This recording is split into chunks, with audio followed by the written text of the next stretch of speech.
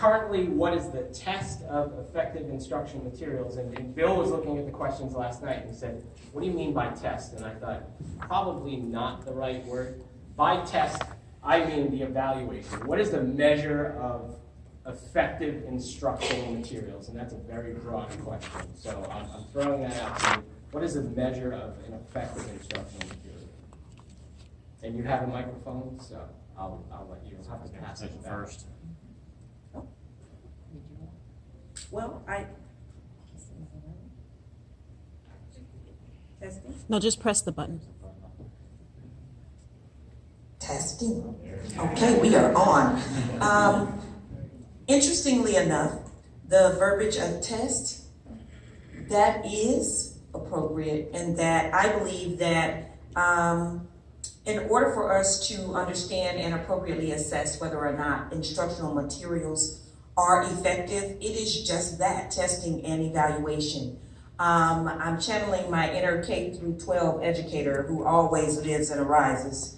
As a former K-12 6th, 7th, and 8th grade teacher who loved it, lived it, and I still miss it, I can tell you that the bottom line is, in order for us to appropriately assess whether or not materials are effective, we do that by 1, the level of engagement that our students have in our classroom settings, 2, the mastery of content, 3, the through informal and formal assessments. And I always say, going back with a follow-up, tying the ribbon with qualitative and quantitative evaluation. Those are ways in which we can see whether or not instructional materials are truly effective in our classroom setting, whether or not they need to be tweaked or not, and also in looking as educators at how well the materials particularly align with the standards and the core knowledge rubrics that we have set forth. I'm not sure I want to follow that answer. It's very comprehensive. That's awesome. Once again, I got to join you guys last year, and I asked to come back because I really enjoyed this audience and just being open with you guys, and to remind everybody, I've spent most of my career actually in K-12 at the local level. So now that I'm at the state level, I've got to be careful which hat I'm wearing and where I'm speaking from. And is it the local educator, is it the classroom educator, is it state policy? And so I'll try to frame my answers as such so you know that I'm not speaking on behalf of the commissioner of the state, right, for these things, and it's not a legislative or a policy answer. But I think you're right on point with that from a personal perspective, right? From my experience, I think that we want to ensure that we are getting some form of mastery when we use the instructional materials with fidelity. I think I've got a lot of questions through my personal experience in K-12 that we have a lot of instructional materials that are out there.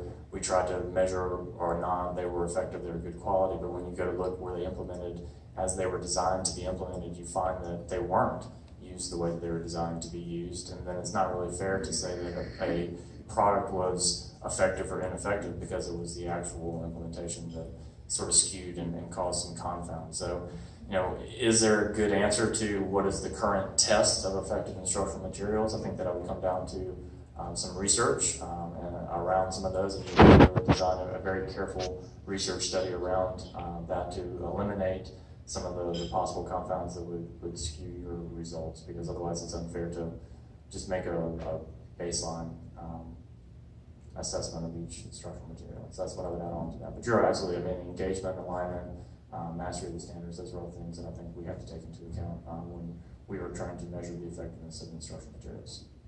So that's my personal answer. I'll pass this to Dr. Nobles. Thank you. I am from Florida. Just want to get that out there. I'm from the Panhandle. People always ask me, are you from Florida or Alabama? But I am from Florida. I'm like Rick. I have these past experiences, and from a principal perspective, effective instructional materials, there's an ease of implementation for teachers. If you get new instructional materials and the teachers can't get those implemented quickly or easily, then they're not having the impact on students that you need to see. Of course, being the Bureau Chief of Standards and Instructional Support, they must be, of course, aligned to the Florida standards. And what we see out in, and I know as a teacher, as a principal, as whatever I've been, we trust the instructional materials to do what they're supposed to do. So we have to maintain that trust, that whatever we're given to use as that tool, that it is doing what it's supposed to be doing.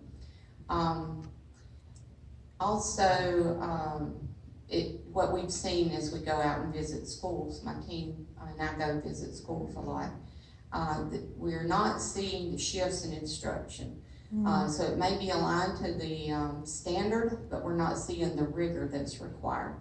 So I think an effective instructional material tool will have that built into it for the teacher to promote that instructional shift, the rigor. We use that word, but we don't really know how to define it a lot of times. We need that support that's built in to help the teachers get to that place. Thank you. I think I represent the creators of the instructional materials, and for us at HMH, the way we look at this is we're really trying to transform being the publisher of these materials to transforming us into a learning company. And what that means for us is that we have to move beyond and deliver more to you than simple alignment to standards with materials. I think that has been historically what we have done as a group of publishers. Is we make sure we can tick the boxes, make sure you've got all the standards covered. But we owe you more than that. Looking at the constraints that you have on your budget, that cost analysis was a real eye-opening evaluation. And I would say the test of the effectiveness of those materials is, are those materials delivering the learning gains that you're required to deliver? Are we moving the level 1A students to 1B? Are we helping the level 4 students demonstrate gains? It's for all students being able to make these sorts of learning gains and deliver growth year in, year out. And so one way of doing that is certainly we run very sophisticated randomized control trials on our programs to make sure we've got the gold standard efficacy. But as some of the other panelists have pointed out, what happens when those actually show up in your classroom? Do you have the services available, the professional development, the capacity building for the teachers to ensure that year after year those materials are being used the way they're supposed to be used? And do you have the data at your fingertips as administrators to show that you're getting the return on the purchase? And so I would say part of the test is holding us as an industry accountable for what we're delivering to your classrooms and partnering with us to ensure year after year we can take that data, those insights, and work with you to make those outcomes better year after year. And I think we actually talked about this quite a bit yesterday, so I won't take too much time talking about it again. But of course, I come from the adoption process standpoint at the state level. So kind of when I look at effective instruction materials, I'm looking at the evaluations we use to make it on the state adopted list. We're looking at content, presentation, learning. We talked yesterday about the improvements that are being made for the UDL and accessibility. We talked about things like the diversity of the products and that people can start seeing themselves in the instruction materials and in the textbooks, and how we're able to kind of make those bridges. We talk a lot about alignment to Florida standards and all of that. To me, that should be a given. And I want to get to that point where that's just a given, that these are going to be aligned and these are going to be great materials that we're giving to our students. So it's bringing in these, softer areas that I think are going to be so important in making these effective. So as a computer nerd, I'm supremely qualified to answer this question. But I guess one of the things to me that is really important these days is that as a lot of these materials start to slide towards being more digital, we've spent a lot of time in the classrooms lately. We've basically done 4 one-to-one schools as our plan. We've done 2 of them so far, so we're in that sort of intense PD part. And what is interesting is that as we have instructional materials that are delivered digitally, that adoption rate is shockingly low. And so one of the things to me that is very, very important is that as we're trying to figure out whether something is effective or not, or whether a test, is that I've been lucky enough to see a couple of products potentially on the horizon. Most of you probably have some type of student portal that provides access to those online resources, some type of gateway into that. And what is neat about that is that those portals are getting smarter. They're starting to know what's being accessed, how much, by who. And because some of those student portals also roster a good chunk of student data, some of the people who make those portals are getting ambitious and they want to get a hold of performance data. So if you get where I'm going is there's almost this maybe potentially on the horizon coming nexus between on the digital resources, how much they're being used, what they're being used for, and then combining student performance. Because we live in the great state of Florida, evaluation, I mean, if you think about a teacher's interest in that, is very, very paramount because their performance, 33.33% of their evaluation is attached to that. And more importantly, I also think too, like obviously we want to do what's great for kids.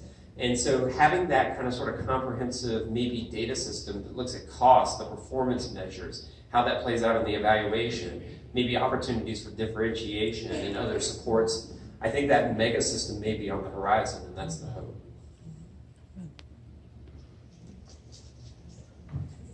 Thank you. So in an effort to address, and I would think that my personal preference, and I'm going to throw this out to the audience as well, I've kind of renumbered the questions here. Shouldn't throw anybody for a loop, but I realize, you know, in an effort to keep appropriate time, you all don't have to feel like you have to answer each question. Probably should have addressed this up front.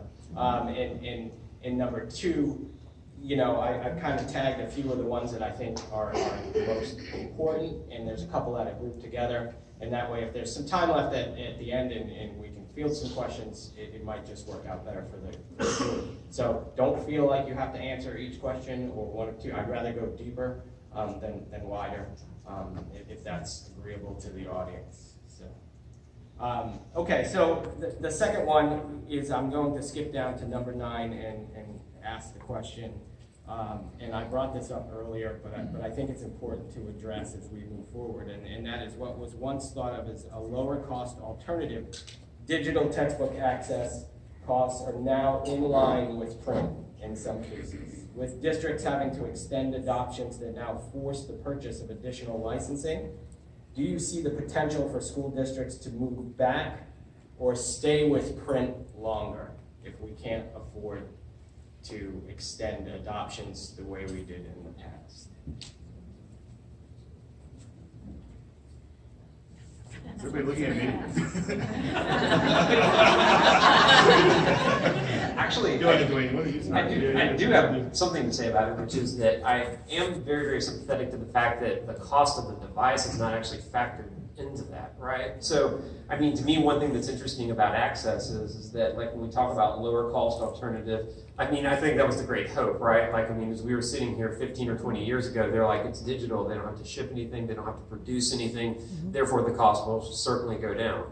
Looking at you. But I guess the thing I was going to say is that what we have found is that in pricing models and just going through recent adoptions, that's not necessarily the case. If you add the cost, honestly, of the device itself, which can't be ignored, then I think what you're looking at is that you're looking at it being a bit difficult to move to that digital environment. So, I mean, I'm kind of interested to see what the panel thinks about the print, because I will tell you this. One last thing is that I think technology is best used as a hybrid. I don't know necessarily if our students are actually ready to completely consume that information digitally. That's a much different skill and a much different mode than with a book. So. No, I think that those are really critical points, and I think the question I get asked quite a bit is so when is everything going online? And this question comes from educators, it comes from friends and family, it comes from investors in our company, and I think when you look out across the whole ed tech ecosystem, there are so many things out there. I think, Dwayne, you probably see it on your just on those portals, how many different tools are being used in classrooms, whether it's core materials that are adopted or state listed. There are literally thousands of new ed tech startups and small companies out there, and those teachers are using a whole rich ecosystem of materials. And I think what gets really, I was at a conference yesterday in Nashville. It was not the CMAs. It was a literacy summit. I was listening to a thought leader. He just published a book called Bold School, B-O-L-D School. Definitely check it out. His name is Weston Kieschnick, and he was talking about, he was taking us all through what's happening in classrooms with all the digital content, digital materials. And he said, what we have to remember is that learning is king, quality is queen, cool is the clown jester, or is the court jester. And I think what often happens with things like digital content, digital tools, is people they let the court jester run the kingdom. And I think it's really a false choice between digital and print. That's not the right thing. You have to back up and think about what's the outcome you're trying to drive. What are the learning strategies you should be using to achieve those outcomes? And then you decide what the tool is, and then you put the plan in place to get there. And so I know cost is kind of the root of this question, but I think we should be connecting the cost to the outcome that we're driving, the strategies that we're trying to put in place, and then determine whether is it a digital tool, is it print. We know working I've got two elementary school age children. I go into their classrooms looking at very rich classroom libraries, and they're in a balanced literacy type of model. I could not imagine them getting that kind of instruction online. But I also can't imagine a teacher trying to manage the reading levels of every kid in that class and pairing them with the appropriate level of text. So if we can use technology as the advocate for the teacher and extend the teacher and put the digital resources to empower the teacher, then I think we're in a much better place, because then it's about, then what do we connect it to in terms of the tools?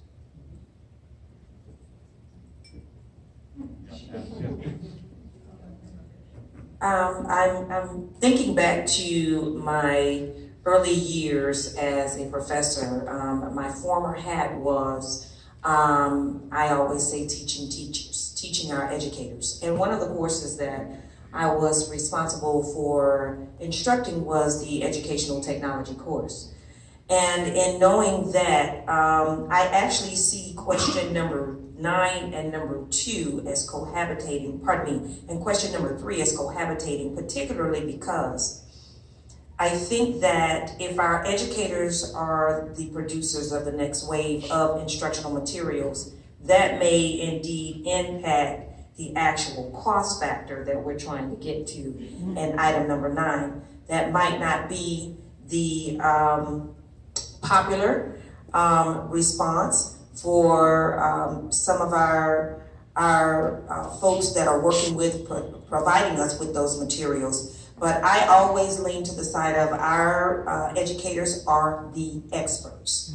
And I think that even when I look at what we're doing at the college level, a lot of our educators are producing absolutely phenomenal materials that they're utilizing in the classrooms. And because we are starting to really look at them to drive this piece, it is impacting the cost of the materials that students would otherwise be required to purchase. Hence, in our school districts, again, we have so many educators. All of our educators are experts in their own right. So I think that as we start to become even more creative and innovative with who actually produces the materials, I think you'll be able to get to a better solution and a better direct response to the cost factor with respect to question number 9. My thoughts. Thank you. I appreciate the feedback. I mean, as I said, some of these questions, they were had been bounced around in conversations that I had with people, in conversations I've had with people in the audience. And I appreciate the feedback. So I'm going to move, and I heard some commonalities, and it's through this process you realize how much the questions are intertwined. And one thread that I kept hearing is teacher created, end user created. We have brilliantly wonderful people out in our classrooms, in our districts, that can create these materials that someone referenced before. that for science, they couldn't afford their adoption, and they have people in their district that are creating these things. So I thought maybe this would be a good time to address question number 6. So what is your opinion of OERs, open educational resources, and what role do you see them playing in terms of use in the K-12 environment? Are OERs a legitimate competitor to the textbook industry, or just another Pandora's box, like conducting research using Google and having to rely on the end user to vet the materials for validity and reliability? And that's my question. And that kind of spins into another one, but we'll save that one for next. But we'd like to hear your feedback on what your thoughts on open educational resources, and regardless of the quality, who you see would be vetting those materials as they come into districts and districts start to use them. So I'll take a stab at this. I'm going to avoid that middle question about competitor to the textbook industry or Pandora's box, but I will share with you that I think I see this question as being similar to what we want to do in our K-12 classrooms with our students doing the work, with our students owning their knowledge, the mastery of the standards. And so when I see this question as my opinion of OER, it makes me excited to think that, just as you said, that we have so many quality educators that they know what they need to do and they're producing it themselves. If every single teacher in every single one of our classrooms had the capability and the time, which is a scarce resource, to develop their own resources, how powerful is that? That they know the standards so well that they can develop what they need in their own classrooms. That's amazing. That's an amazing place to envision us getting to. Like I said, the scarcity of time and current capacity. I think that I have some concerns there that everyone is going to be able to produce products of the same quality, and then as an equity lever, which students are getting those pieces of quality. And so for me, it does become, I like the idea, I like that we're owning this production. I think that's a great place to be, but what do we do for the teachers in the classrooms, the students who are fragile, striving readers, whose teacher may not be prepared to do that, and expecting that they can do that, puts those students at a possible disadvantage. And then sort of it goes to that, last part of the question to me is, who vets that material for validity and reliability? And it sort of goes back to what we were talking about earlier about the test for effective instructional materials. Our office, going back to my professional side of District Florida, is tasked to identify effective or evidence-based reading interventions. And that goes to my answer to the first question. When you look at what an evidence-based intervention is, it has to have that research study that's free of any confound. So like I said, I love the idea that we're going to develop on resources. It shows that ownership, that knowledge, that ability. But if we also don't have that second part, that we've got an evidence-based study or evidence-based review of its effectiveness, I do have some concerns that each of these resources would be used in an equitable fashion across all of our classrooms. But it's a great vision that everyone would want to have. So, all right, let's go this one.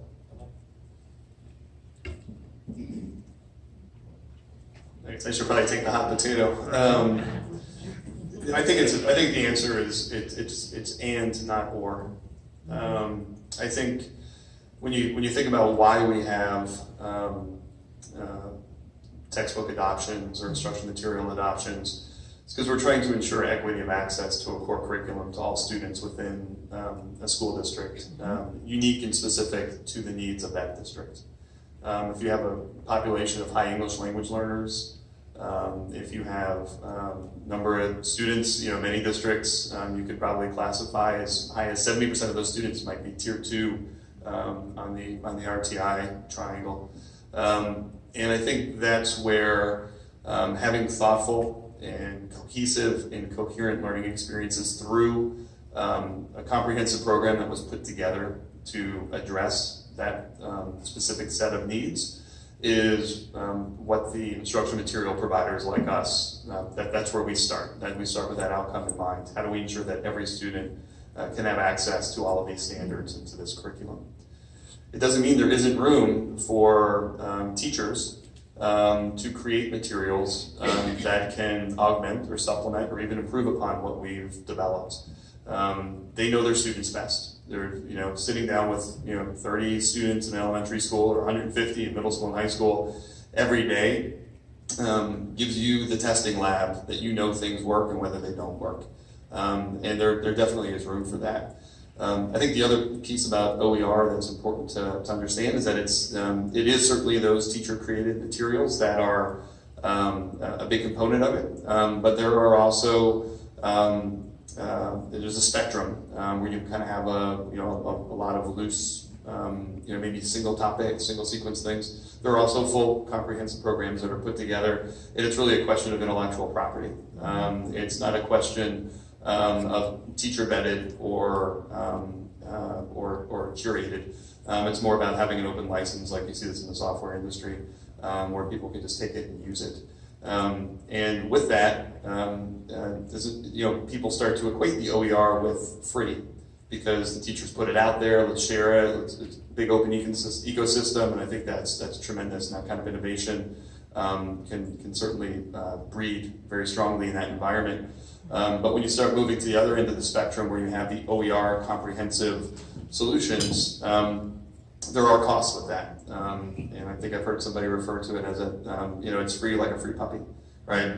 You're still going to, you're still gonna have to print materials. You're gonna have to still figure out where you're gonna get manipulatives from. You're gonna figure out where you're gonna get your lab kits from, where you're gonna get all your level readers from. So I think that's why it has to, in my mind, it's a question of and, not or. And I think you have to kind of go back to the first principles of why do we do some of these things in the first place, and try to address it from that lens. No, and I just want to kind of piggyback on what you were saying, especially with OERs. I kind of look at them a little bit more as supplemental materials, and it can be an and, not an or situation. Looking at it from the lens of the state adoption process, obviously we only do major tools of instruction. So whenever I think of OERs, it may be great supplemental materials, especially when it's teacher created. That will be very specific to what they need for their classroom, what they need in their environment. But when we're looking at materials that can be used as a major tool of instruction for a course, one of the things we tell our state reviewers is pretend you're a first-year student looking at these materials. Can you teach the course to fidelity with every standard associated with that course presented in these materials? I don't know when or if OERs will ever get to that point. And again, we're looking at then how do you vet these materials? One of the things that we look at, especially for state adoption, at the instructional materials as a major tool is we ask in the publisher questionnaire, who's the authors of these materials? What are their credentials? What's their education theory? So we get the background of the creator of these materials. And with OER, you don't get that as much. So that would be something to just kind of keep our eyes on.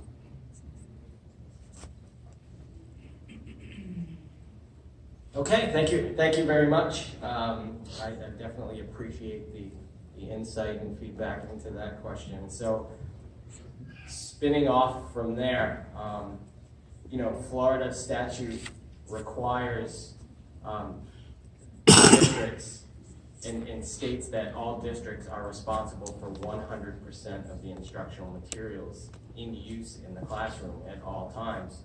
And I think that presents a very scary problem when you think about it with respect to teachers bringing in materials, schools adopting materials, and just to add my own personal